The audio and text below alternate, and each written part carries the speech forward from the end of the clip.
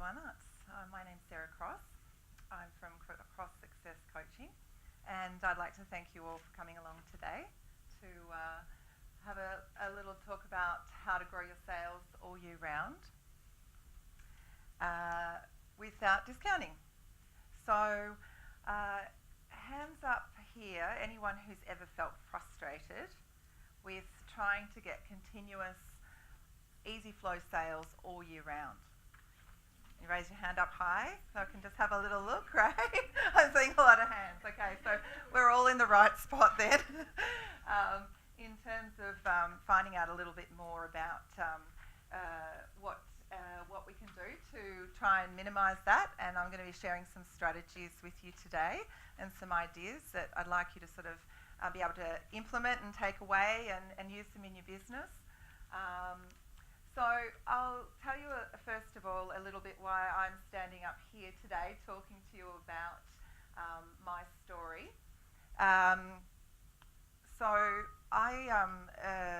My story is that I started out my corporate gift hamper business from my two-bedroom apartment. It was the business that I started, and at the time I was incredibly naive and just very passionate and very driven to have my business. But for the first few years of my business, I really did struggle quite a lot with just not being able to get consistent sales throughout the year. So I was able to sort of, get sales that would sort of be averaging, 2 to 3 a week. I wasn't really sure about how to sort of market online with relying on web orders, and just trying to grow things very, very slowly. So a major turning point for me was when I was in my two-bedroom apartment and I took a phone call. I was sitting on my nice couch and I took a phone call, and it was a corporate client who said to me, "Sarah, we would like to order hampers for our staff this year." They were a law firm in the city, and I said, "Yeah, sure, no worries, we can do that for you." And she said, "I'd like 800. And I said, "Right." And the order worked out to be a total of $30,000. So at that point I sort of said, of course, I could manage the order. At that point also, in all honesty, I had no idea how I was going to manage the order. I put down the phone and then I picked up the phone again and called my mum. And I said, "Mum, you need to get down here and you need to help me. We need to roll up our sleeves and we need to really pitch in, because I've got 8 days and I've got to gift wrap 800 hampers from my two-bedroom apartment." So family and friends all pitched in. And we worked into the night. I did a lot of things the long way. I did a lot of things the wrong way. It was like Santa's, little workshop on steroids. I had, hampers everywhere, in cupboards and in rooms, and they were everywhere. They were up the walls and in every room. They took over in other people's apartments. I actually had to ask if they would let me have a spare room, and we also shipped them up to a friend's house. So on the day, everything was great. The fulfillment went through, and the turning point was then it actually gave me enough confidence and enough excitement to know that I could actually grow a business, that I wasn't going to just have to rely on the smaller size orders, and I knew who I was going to start to chase and make my target market.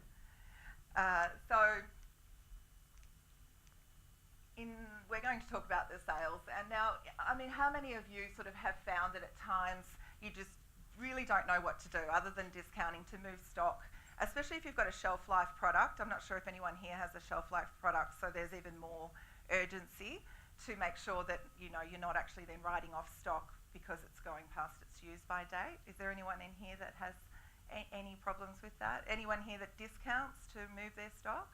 Yeah, can you raise your hands up nice and high for me? Okay, great. So I'll just talk to you a little bit about the system that I devised. The system that I devised I like to call thinking freaky. And I'll explain what that means. So, thinking freaky, not thinking, I can't spell, thinking freaky. It's called getting with the frequency. Now, getting with the frequency is a bit like when when you've got a radio station you're trying to tune into, and you're not quite on the right station. There's a bit of white noise, and it's not quite working for you. That's something about when you actually get your business into falling in and getting with the frequency. That's when you're actually going to be able to get continuous sales. So the system that I have put in place that actually ensures consistency and sustainability in your business to get your all year round sales, I'll be talking a little bit more about and explaining that more as well. So these are just in terms of where the business went from then. I was able to move my business out of the 2-bedroom apartment, because clearly I wasn't going to have enough space for the 2-bedroom apartment to last that long. And I scaled the business very rapidly. I went through 3 size warehouses in the 10-year period that I had the business.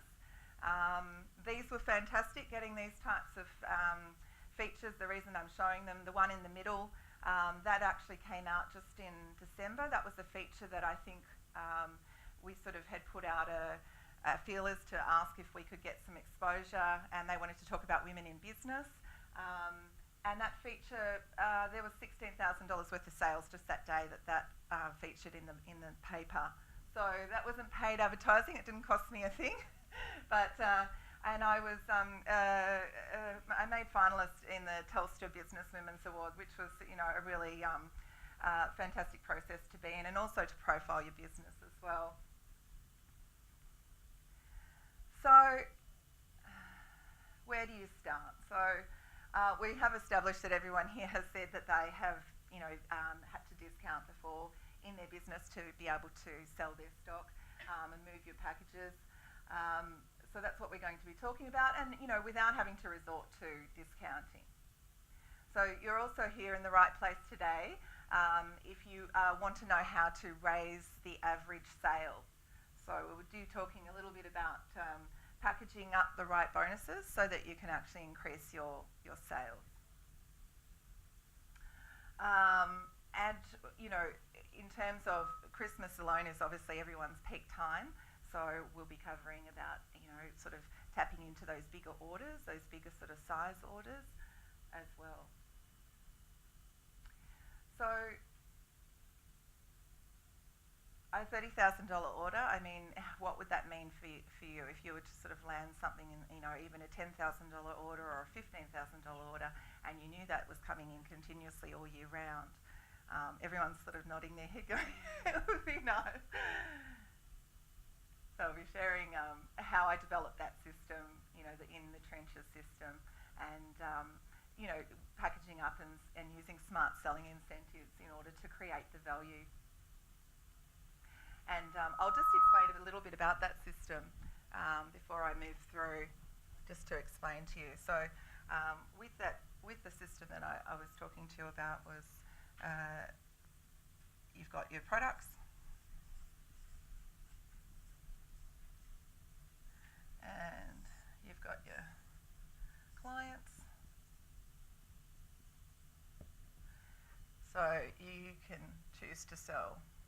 You've got one product, you can choose to sell that, let's just say, to 1,000 clients. Or you've got 1,000 products, and you can choose to sell that to one client. So in terms of what would everyone's preference be in terms of once you actually do have clients and customers on board, looking after one major client account and being able to sell larger numbers is a lot nicer than having to sell individual products over and over and over again, and relying upon that existence of 2 to 3 sales, or not knowing where your next sale is coming from. So with bonus offers, how will you add your greater value to your offer? So I'll give you a few examples of that in terms of being able to add greater value to your offer. There's a number of ways that I like to sort of think that people, rather than discounting, you can actually incent people to spend more money with you up front in order to, you might be supplying them with a smaller back-end discount, but it is increasing your sale and you're getting money in your bank account. So the consistency of having money in your bank account, rather than relying on your smaller size sales, such as, just to name an example, a lot of the big retailers do this where you spend a certain amount of money, whether it be $350 or $400 or $500, and you receive a bonus voucher, a loyalty voucher to apply to your next sale. And I do like to shop, and I have been guilty of sort of increasing my sale in order to get to that $500 or $300 to get my $100 or $150 voucher. And then when I actually use that again, I tend to spend more over that $150. So it's very smart in terms of being able to package up your bonuses in that offer. So packaging, bonusing and boosting sales and moving more stock, is that something everyone would like to be able to do? Anyone who's sitting on stock and being able to sort of move through your stock and putting those packages together. Also with packaging, creating theme boxes, because I've come from the gift box industry and worked with corporates, by again increasing the average sale rather than selling them one candle or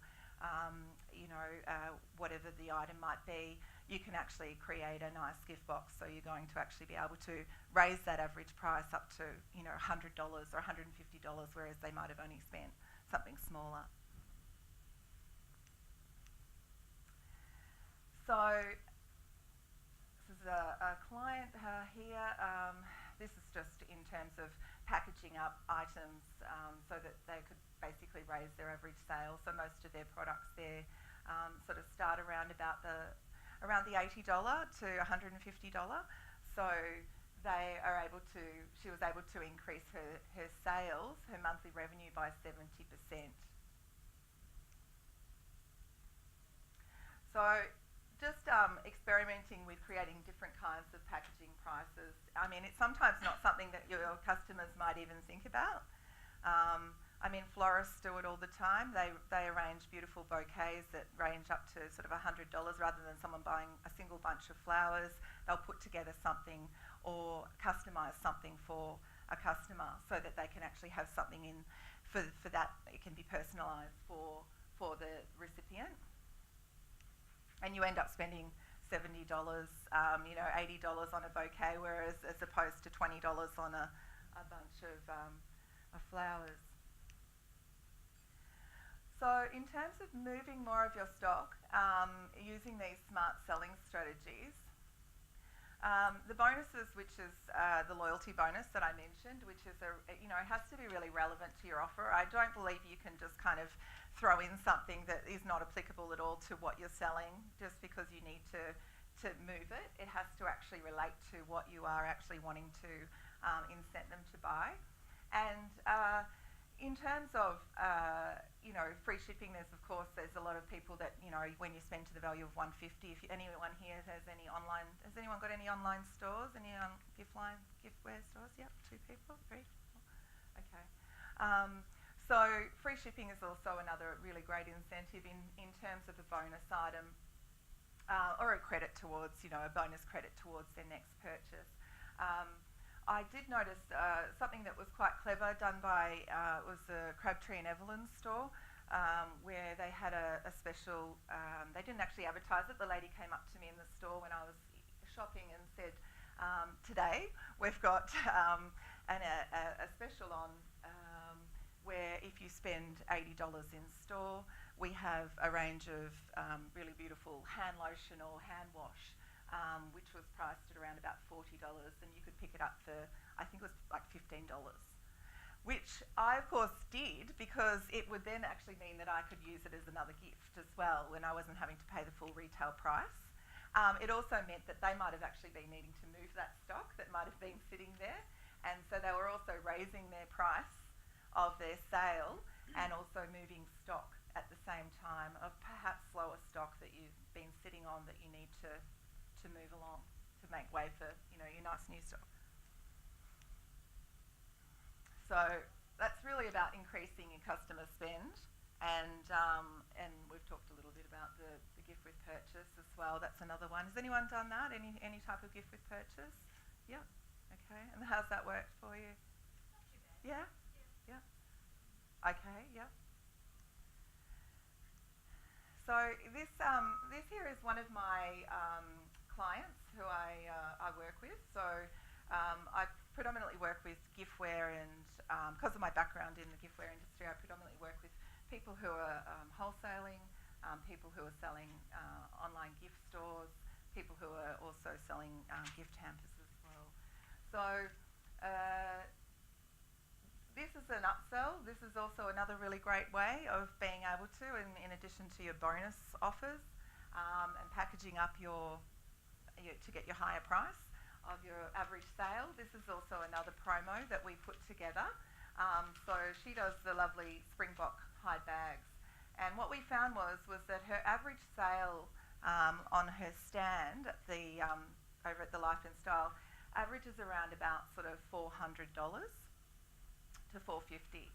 So what we created was at a minimum order placed on the day of the fair at $750 allowed her to raise her minimum sale, and the incentive was a lovely hide throw for the floor, which was retailed at $200. Now that product actually cost her $50.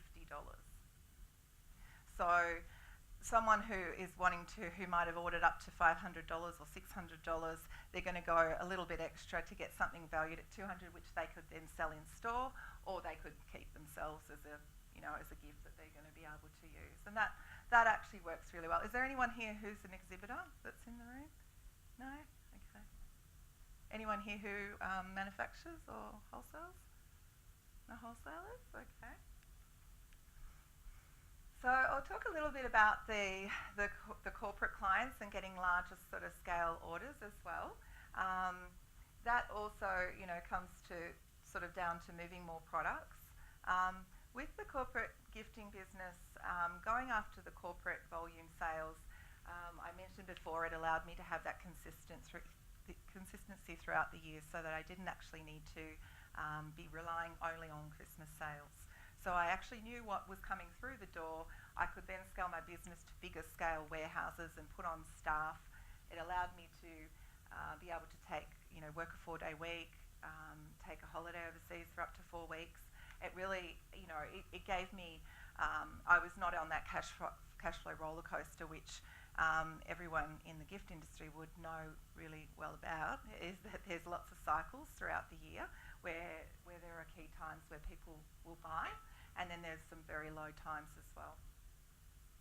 So picking up this size order, as you can see, it was actually a really substantial order, and this order wasn't done from my apartment. It was actually done with a fulfillment house. So they actually prepared and assembled all the gift boxes for me. So I never actually did any of that work of what we shipped nationally. They would normally be around about 9,000 units out of our fulfillment house, which was completely outsourced. And that was a real Santa's workshop on steroids, because that was a really large sort of scale size. So I'll just discuss. I just want to show you another client who a few people here raised their hands about who has some online. They have some online stores. No? Yep. Got a couple of online stores. Yep. So Felicia has some beautiful products, and she had been sort of doing more the online selling, and she had also been doing some pop-up shops. So she wasn't being able to get consistency or to scale her orders either, and she was relying upon those sort of web orders and phone orders, and also the pop-up shops, which are obviously very sort of highly seasonal as well. This is sort of a comment that she passed on about feeling she'd left the sort of a corporate career behind, and she felt like a rabbit in the headlights when it came to sales and marketing in her gift business. So together what we did was we put together a strategic marketing plan, which also gave her a lot of confidence and, you know, to focus. And what we looked at doing was packaging up what she actually had. So she already had a lot of really beautiful products, but she just needed to put it in front of the right target market.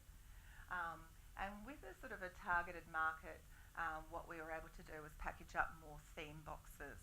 And because she sells Australian-made product and Australian-themed product, we were able to secure her a really great account with the Qantas Frequent Flyer program, and also she looks after a lot of companies who are tourist and expat types sort of size businesses as well. So this is just a result that she had by being able to do that. She was able to boost her sales by $15,000 in 45 days. And it really meant that she could scale her business and start moving it to a whole new level. Has anyone got any questions so far? Am I going a bit too fast or everything's... These are some other clients too who also found that they were sort of selling the individual style, you know, the ones and twos, and doing the retail shop, and they found that by basically being able to target the corporates, securing a great national corporate order, they got a fantastic result. I mean, that's quite an incredible result, just within 30 days. And they were using the theme box method.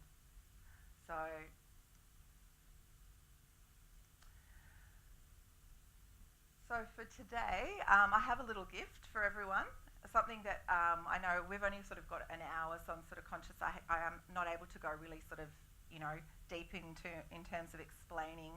It's an overview of what you can do in terms of being able to increase your sales without discounting. So this is a nice little downloadable cheat sheet, and it offers you 52 strategic ways to increase your gift sales and make more money. So it's a little bit more of an insight as to what I've actually discussed. If you're... Ooh. Sorry, everyone. That's you're welcome to, if you want to take out your phone, you can pop that, just pop in your email address and it'll be sent to your inbox. I'll just leave that up there for the moment.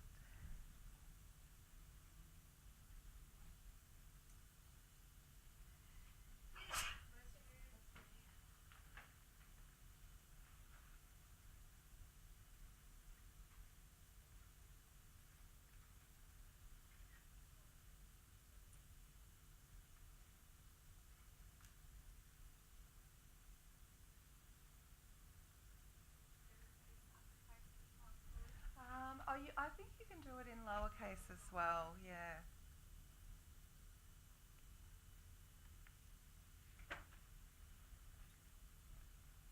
So I'm sort of moving through quite quickly, so then we can sort of allow for some time for some Q&A as well.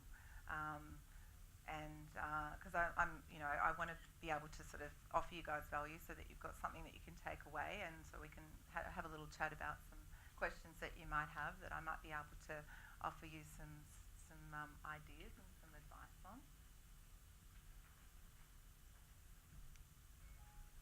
Oh, did everyone get that? Sorry. Did everyone get that down? Yeah?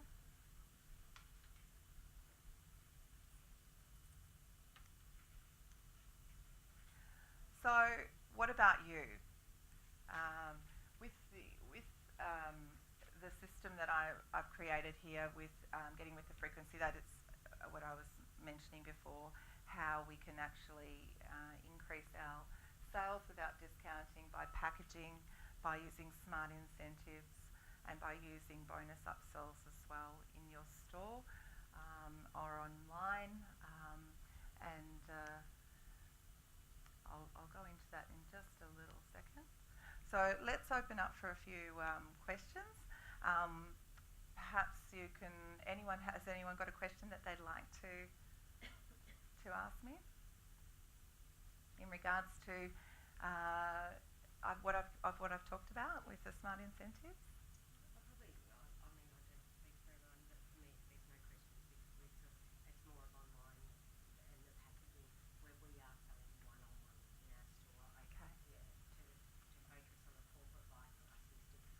Right. Okay. So do you work with the public? So do you also work with commercial, with interior stylists and commercial sized businesses? Okay. Yep. Okay. And how do you find that working for you? Yeah. Okay. And so, and what about with commercial, as well as I'm talking sort of real estate and property development and commercial real estate?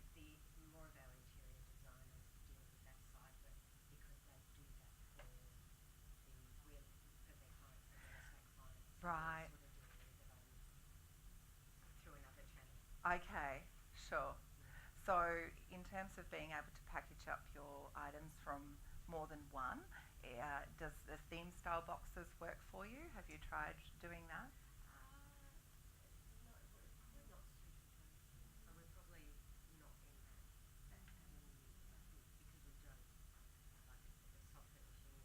Yes. Yeah. Yeah. Yes. Okay. Yep. Yes. Yep. Okay. So maybe I can throw it out. So is there anyone else that has sort of ever had quite a few of you raised your hands and said that you sort of have found it difficult to move and increase sales without discounting? So is there anyone else that would, like to throw a question out there and I might be able to help you with?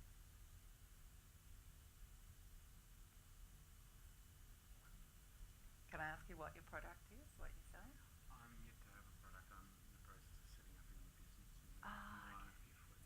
right, okay. But I don't have a concrete product. Okay, great, okay. And you raised your hand before and said that you've got an online store, is that right? Yeah, I've got an online store and I'm just selling bits of clothing and jewellery, but I'm moving into homewares. Oh, great, okay. And I'm just fine with clothing. It's always easier to sell loose-fitting items or stretchable fabrics Yes. rather than constructed Yep. fitted garments Yes. online. Is that because you get left with sizes that Yes. don't fit everyone? Yeah. Okay. Yeah.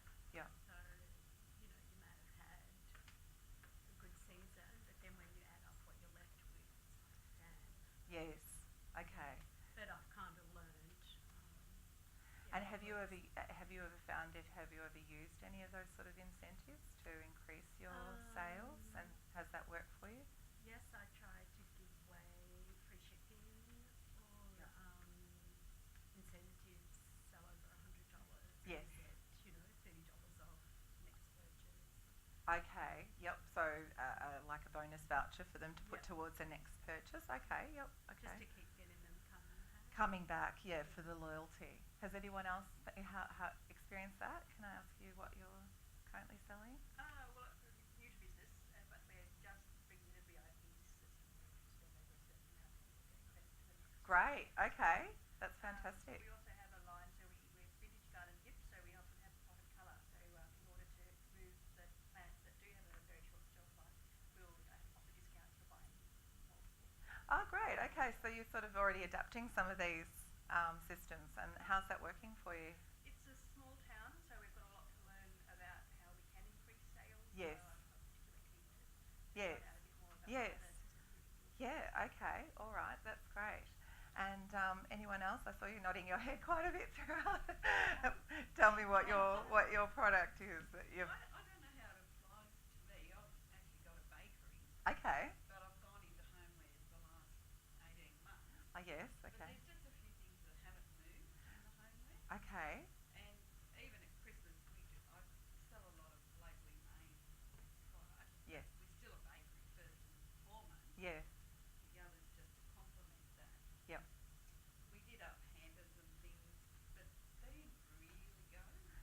Okay. But, if you had strawberry jam, they wanted apricot or Right. Okay. in the hamper, so to speak. Yeah. Oh, so you already had some pre-made, did you? We did, yeah, Okay. just- And could people also create their own They as could. well? A Okay. few did, but nothing to get excited about. Yes. But So I just wonder what to do with some homewares that I liked and bought that no one else seems to want. has anyone else found that they might have bought the lady down the back? Have you found that too? You're nodding your head. On that scale, we've got a news agency, but it is, it's like what's trending, and we went and bought all the adult colouring in books last year, and we've left with a certain amount of. And so, what do you plan to do with them I too? did actually package some up with colour pencils and that. Great. sort of Okay. set So them you off, you but did it's the still sort of lot a focus theme. and you just, And were you able to recoup your cost back on those? yeah, we probably would have covered costs. Okay. But, there's still the off lot left. Could you have raised perhaps something that if they spent a certain amount, and then they actually got that, at another level, so that you could sort of use that as a selling tool, because they're getting it at such a discounted, well, technically a discounted price because you're selling it to them at sort of cost. That's what, I mean, that's what we've come down to, like basically having clearance tables, but I'm Yeah. still wondering, which obviously then almost comes down to cost, Yes. which is okay, but it's, some of the, I mean, it's a small scale stuff, we've only a small area, Yeah. associated with that, so, you just get left with those remnants. You might buy a story, Yeah. too many, and then you get left with Yes. random odd bits, so. Yes. Yeah. So did anyone like that Certainly idea? packaging them is a good option. Yes. Yeah. That's sort of like the Crabtree and Evelyn story that I was telling you about. Does anyone, the lady down the back, I can see nodding her head, is that sort of something that you've tried before? Yes, we've had incense, tubes of incense. Can't sell them because we sell all the different candles and all that sort of thing. So Yeah. I've just bought some incense burners and I'll package them up in organza bags or whatever and try Sure. and clear them as a, a whole item rather than Yes.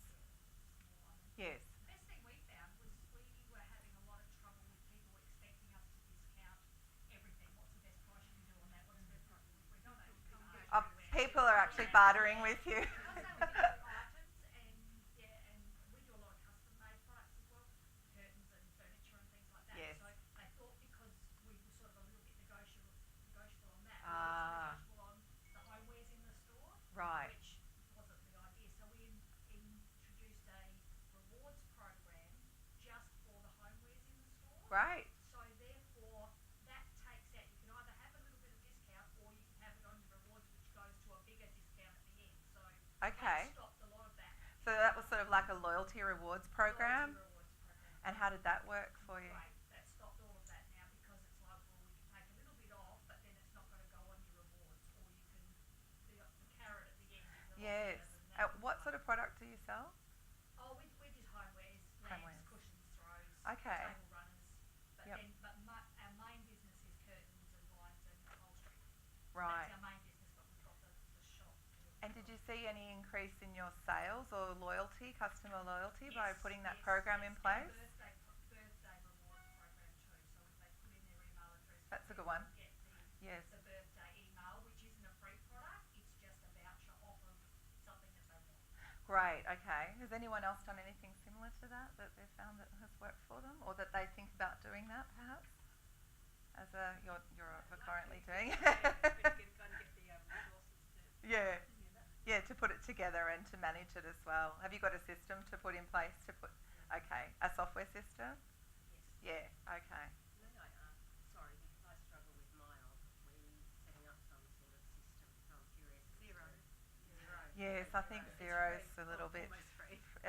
friendlier. It integrates with. So it's a full retail package. Yeah, it integrates with another program which is also a really great program called Software Unleashed. Unleash Software. Sorry, around the other way. unleashsoftware.com.au, I think it could be.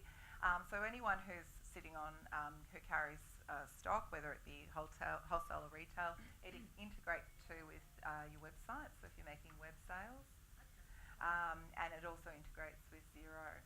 So at software, they do have consultants that can set that up for you. So it's basically then able to talk to your web sales and your accounting package as well. Perfect. Thank you. So We have a small home kitchen gift shop. yes, Our population is 25,000. yeah, How do you go about approaching bigger clients? Like, we don't have much of a scope outside our area at the moment. We've got a bit of online, but not getting Yep. a huge response from that. So what type of businesses do you actually have in the 25,000? Is it a small town that you? Well, we're classed as a city, but I Okay. don't know that we really are, but Yes. we're classed as a city. Okay. But we've got a couple of fairly strong direct competitors as well. Okay, right. All going for the same. Do you have any, I mean, just in terms of taking on gift boxes and using them frequently every month, it was sort of one avenue that I was able to scale my business in this particular industry really rapidly was in property and real estate and property developers. Do you have any real estate agents? We've got quite a few real estate agents, but I don't know what sort of avenue. Yeah, so they actually, because it's a really competitive market, they all, particularly, I'm not sure how they work in the smaller sort of towns, but they give a gift on, like a settlement gift, like a closing gift on handover when they hand over the Some keys. of ours do, like some, but they tend to go for a bottle of wine. Yes, because it's easy, and I know that I have had clients say that they've. I have a client who's in Noosa, and they were just sort of grabbing a case of champagne and taking them out formally, like, you know, and just handing it over. So there was no wrapping or presentation or any sort of personalisation at all. And she approached them and put together something to the same value of what they were spending, but she themed it in a box, so she was able to increase the actual spend of you know, the same spend but move more product into an actual themed industry box. And that was a $3,000 order that they placed, and they have now placed another order after 2 months. So it's something continuous once they've actually put it in place. A lot of the times it's just they don't make it a priority, or they want something quick and easy. So if you can provide that service for them, and particularly if you can customise it as well, so it might be in their colours of their company, for instance. We used to do ribbon. You might have seen ribbon with branding, so it was printed with their company logo and their name, which real estate agents really love, having their name all over everything, as everyone probably would know. So does that help a little bit in terms of ideas? Yeah? Okay. Yeah, oh, sorry, I was going to come back to you. I've got a furniture and homewares, sort of like a lifestyle store. It's got everything you can imagine because I'm a mad shopper. But I have no experience. I've been there about 3 years now, and something that I still really struggle with is like pricing the product, because we're constantly asked for what's your price of cash. Oh. It's a lot of big items. Right. And I just struggle with. I don't have sales, and I don't like to do discounts at all. Yes. Because I try to keep the prices as low as I possibly can, because it's a small country town. But I sort of always debate: do you make this $10 so that you can let people have a discount so they'll feel good about it, instead of $8 that it should be? See, this is where I think discounting, you really are sort of undervaluing your product. I mean, there's a reason as to why you're buying a product, to make a profit on it. And in some ways, when I sort of see people discounting and putting things up on sandwich boards and running things down, to me that screams desperate, or I need a quick sale, or I'm in trouble, rather than sort of incenting people and packaging things up. The one thing we've done that I'm sort of happy to do, which I think is all I can come up with, is when people really press you for what are you going to do for cash, I always think, well, if I'm getting something from them, fair enough, but if they're just pressing me without offering cash, and like lay-by or something like that, Do you have a formula, like in terms of how you know, in terms of your margins and your markup of what you apply to your?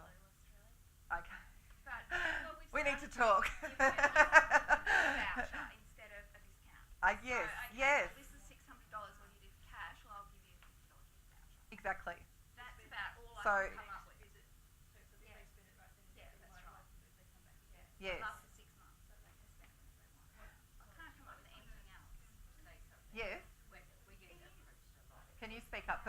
sorry, just speak up a little bit. When we get approached for discounting, which we do our shopping about 4 shop fronts inside, and we we are a lifestyle store plus clothing and many other things. But I always go back to the people, and if they're just being rude, I just say, look, you create 5 local jobs, and they tend to step back. I go, look, we're not in a position to buy them. We are not a discount store. We are, you're creating local jobs. We're not online people. Yeah. So I think we actually find that actually helps us. A lot of people tend to step back and you go, look, if you give me cash, yeah, absolutely, we'll discount it. I think it's very Suggest they pay more if they use a card. Yeah. Yeah. It's a tough one. Yes. My partner works where they do give discount, Right. but they will be asked for seniors discount. Right. And sometimes he will say to them, if I give you discount, I've ripped off the next person who comes in. Yeah. And Yeah. finds that works. Yeah. That's usually a deterrent, plays on their conscience. Okay. I mean, the only other way you can sort of build in enough of a buffer or enough fat in the pricing so that you actually can drop the price down. But I would sort of be suggesting that they have to actually hit a certain amount of spend. So for anyone that's spending over $1,000, yes, we can pass on a loyalty discount for you. Today, I will offer you it's a $100 in-store voucher for your next purchase. So you get them coming back again, and they're still getting $100. They're thinking, okay, that's $100 off. It's not costing you $100 because it's actually going to cost you $40, $50 or whatever you're working on. And then that actually gets them back in store, and then the chances are they'll spend more than $100 the next time because they might spend something that's worth $150. And I know that's, like the stores like Country Road and Witchery, they do that quite frequently where they raise the actual spend as an incentive so for you to get an extra $100, $150. But you always end up spending more the next time because, you see more things to purchase. Just on that, like we've got a VIP program running, which is reasonably successful, but we have VIP nights and we offer them an incentive voucher. They've got a month to spend it or whatever, or Yep. a birthday voucher. Yep. We struggle, like if the birthday voucher's for $10, just say people come in and spend more. Our people come in and they go, what do you got for $10? They literally will not spend Over the more $10. than the amount of that voucher. They go, some do, but most of them, they'll spend the voucher and that's it. Yes. So sometimes it can be that, you could almost do it that they have to spend to the value of $50 to use the $10 voucher, which they might not like. Yeah, and we've sort of tried that too, but Has that worked for you? Not really, no. No. Okay. So it sounds like you guys have got a pretty tough customer market. They come in and they say, oh, I'm looking for a glass, but it has to have a blue stem. They're very specific on what that Maybe is. you should have like a stand with select products going out of that stand. Yeah, that could work. Or a section in the shop, instead of the whole shop. Yeah. What is the product that you sell? I can see you nodding your head. Yeah. Oh, you're both it together, are you? No. I'm just here as a buyer. I've only been in the role for about 6 months. I work at a bookstore at Monash University. Ah, yes. Yep. So it's a lot of, we do sell obviously textbooks, but we Yeah. also sell stationery and art supplies, Sure. and giftware. So Yep. a little bit of everything, and then we've also got Monash merchandise as well. So it's Sure. like Yep. yeah, so a little bit of everything. So- Everything the student needs. So from today, could you sort of take away anything in terms of being able to sort of package up and sort of incentivise people to spend a bit more? Idea for maybe some art stuff. We can package up art stuff for Yeah. art students. Yeah, because they're going to need a paintbrush and they're going to need paint and they're going to need, who's the lady with what you've done, with the adult art books, then there's actually more reason for them to buy it because there's a gift for someone that walks in and thinks, I've got $50, I need to buy a gift for someone, rather than, sort of trying to sort of put a few things together. If something's actually either already put together for them, they're more likely to grab that. Yeah. And then you've actually moved more stock. And just the only problem is students because they already don't have enough money. So you'd have to keep them low. Yeah, you can't have anything too expensive. Yeah. Do Do you know what they actually spend on an average Well, sale? because they're spending all their money on the textbooks, so they don't even want to buy to begin with. So therefore, Yeah. the rest of the stuff's a bit tricky, so you have to be really careful. Yeah, that it's not too out of their range. Yep. Yeah. Yep.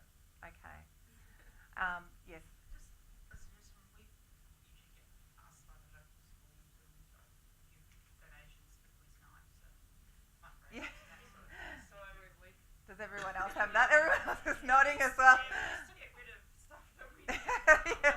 Give them the adult art books. Yeah. But what we did last time, it's been quite successfully, was just to give them vouchers, so that was stationery vouchers Yes. that were worth $20 to them. But Yes. to us it was only $10. $10. worth of stuff. Yes.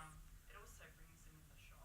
Yes. in And they do buy tend to up buy things. more. I mean, you guys are maybe a bit more of an exception, but most people do tend to apply a little bit more. It just I depends. question whether they actually ever take any notice that, okay, well they've donated it, so we'll give them their business. But Has anyone else found with donations that it hasn't resulted? All the time we get probably 3 or 4 a day stuff, and they Asking they for- think because you're in business you just got all this free stock and you can just deduct it off your tax or something. I don't know what they think. Yeah. And we get that all the time, plus emails off from people that I've never even seen in the store. Right. They haven't even shown your face in the store. There's no way on earth I'm just going to give stock out the door. Yeah. They're quiet, they're annoyed, yeah. So now I just say to them that I've only got $150 per month that I can. Yes, and you've actually capped it. That's it. So that's not, I've already allocated July's, I've already allocated August, so I'm sorry, but that's. Yes, and I used to get approached. It was really, really common having a gift hamper company because people wanted that as a door prize. But what I found was it didn't actually result in any actual, a sale. Whoever was going to be, we'd be putting, brochures and things inside the hamper, thinking, oh, the person that's going to win that's going to go, yay, I'm going back to order from them. But it wasn't the case. Any type of networking, such as Chamber of Commerce and B&I. I'm not sure if anyone's ever attended anything like with the local communities. You have a local chapter, and there's only one industry type allowed in each chapter group, and there's usually sort of 20 people, local businesses that all refer business to each other. And that's also another really great tool as well. But the networking events that I used to go to were ones that resulted more in it was who I was sitting with on the table or who I was sitting around that would get into conversation that were more likely to sort of do business than the actual door prize. And they would also offer, ask for things to go in show bags as well. Unless you can actually get up and do a little bit of a minute stint to talk about your business, it's very hard to promote it just with the door prize. So maybe, capping it. Has everyone else found out that they've sort of had to cap it as well with getting asked all the time? Yeah, so that's another sort of common. We actually haven't. We give to everyone that asks. Oh, do you? Unless they're not from our area. Oh. So if they're directly in our area, we have never not to anyone. Do you give it in a form of a voucher so they can come back in and select, or do you give it in stock? Depending on what it is, we have given out vouchers, but we have given stock.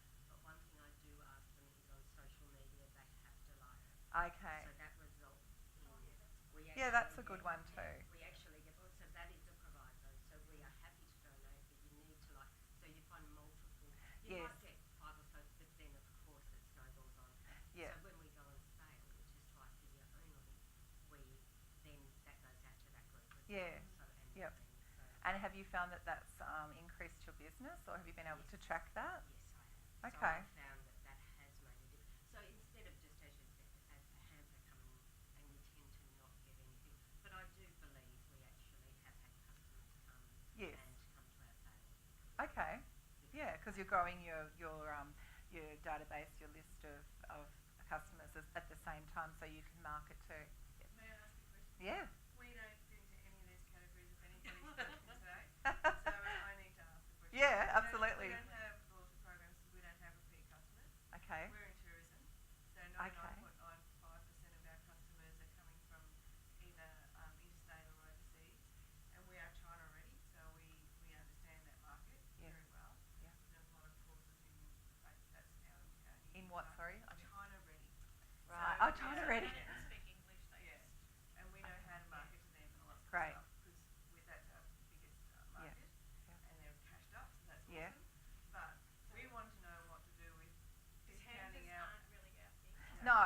not everyone's going to be putting packages and together. we're never going to get them to come back, so we can't give them vouchers and things like Okay. that to try and get rid of old stock or stock that's not necessarily in vogue anymore. We don't want to discount them necessarily, but we want to know how to still on-sell them so we're not stuck with a whole bunch of T-shirts that were really cool last season and Yes. we're just not selling this season Okay. to a brand new client who's never going to come back again. Okay. That's our problem. So where do you generate most of your revenue from? So we're an information centre, so it's not our main business. It's not our, So we're souvenirs. yeah. So we Souvenirs. sell Yeah. souvenirs Yeah. and So we're down Phillip Island, so it's penguin orientated. yeah. Oh yes. Penguins. Oh yeah, I know the penguins. We Yeah. don't have a problem with clientele. We have a couple 100,000 people every year that So- walk through our door, and they're all cashed up and ready. But we have a problem with stuff that we don't need anymore. Okay. Sometimes you might pick the right thing and Yeah. And so we don't know how to successfully get rid of some items that we don't really want on the floor anymore without heavily discounting them and out of profit, basically. Right. Okay. So just to go back, so your revenue, the main point of revenue comes from your ticket sales A combination. Yeah. Accommodation. Sales and souvenirs. Yeah. and souvenirs. So you do sell quite a few souvenirs, but there's items that are you need to move that. Yeah. Well, sometimes you buy something thinking that it's going to be really good and it's not quite as good as what you think. Yes, which we've all talked about. You might like it, but not everybody else likes it as much. Yeah. So we can sell a $2.95 keyring. Yes. But sometimes, which is awesome because that's basically what Chinese people want. Yeah. Something with a bit blingy and Small, cheap and they've got to take it home as well. So Yeah. that's not our problem. But Yeah. sometimes we might have some really lovely, more gift style rather than a souvenir, and we're stuck with them. Yes. We'd like to know how to perhaps package them or Yes. cross-sell them. Yeah. Okay. Let me have a think about that one. I can give you a few ideas. I think, how are we going for time? Right. Okay. Yeah. I can give you a few ideas on that. I was sort of more interested to find out, like, you know, where you sort of what your market is in terms of who visits and what they can actually take with them, because that can make a difference in terms of the size of the souvenir, and also if that's something that actually they would really like. Some items, like you said, like you all said, like you might really like them, but they might not really have the same appeal to your customer. So it's actually being able to match that together.